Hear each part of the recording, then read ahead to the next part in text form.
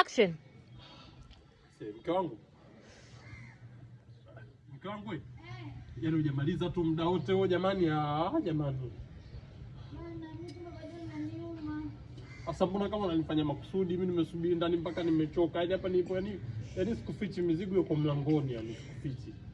Sasa wangu nakuongea ndio unanikatisha. Nikakimya kwanza nimalize. Naibika mimi hata wewe hivi kweli jamani, mtu anapita hapa jamani, mimi mtoto wa kiume anakuja kukuta nimechafuka yaani.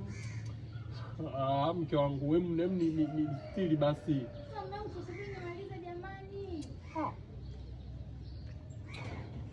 Mke wangu. Toka basi. Mke wangu toka bana.